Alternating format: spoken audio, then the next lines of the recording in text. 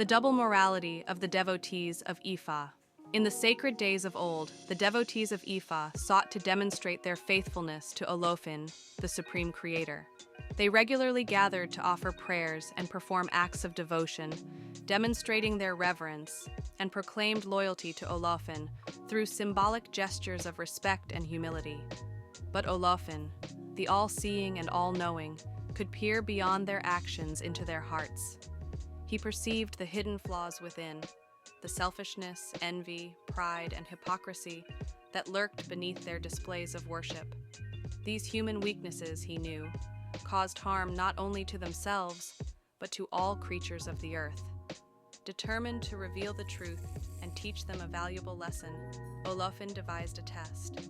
He summoned Esu, the clever and unpredictable guardian of balance, to assist him. Together, they prepared a ritual involving significant offerings: 1 goat, 3 chickens, 3 fish, 3 kola nuts, 3 alligator peppers, leaves from the plant known as 3 marvels, hot palm oil, and coins of great value. Once the preparations were complete, Olofin called all his devotees together. They knelt before him, eager to demonstrate their devotion. Olofin addressed them. "My subjects, I desire to know if your love for me is true, and if you truly obey the teachings I have given you for your happiness and prosperity. Speak your hearts freely." The devotees, kneeling with their heads bowed, responded in unison, "Father, we love you, respect you, accept your teachings, and obey your commands.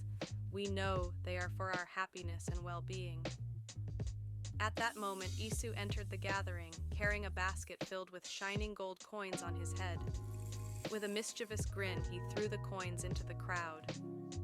Instantly, chaos erupted.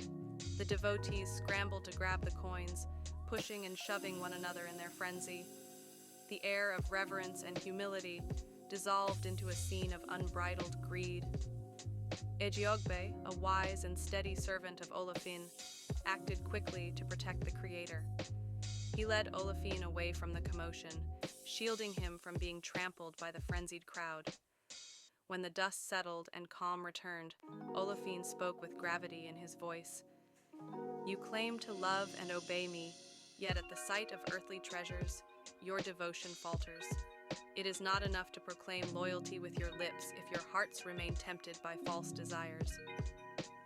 Olofin then turned to Orunmila, the master of wisdom, and said, "From this day forward, ensure that after 7 days of a child's birth, a naming ceremony is performed. This ritual will allow the family to know the child's name, destiny, and calling, preventing the loss of talents and the disappointments that arise from not fulfilling one's purpose.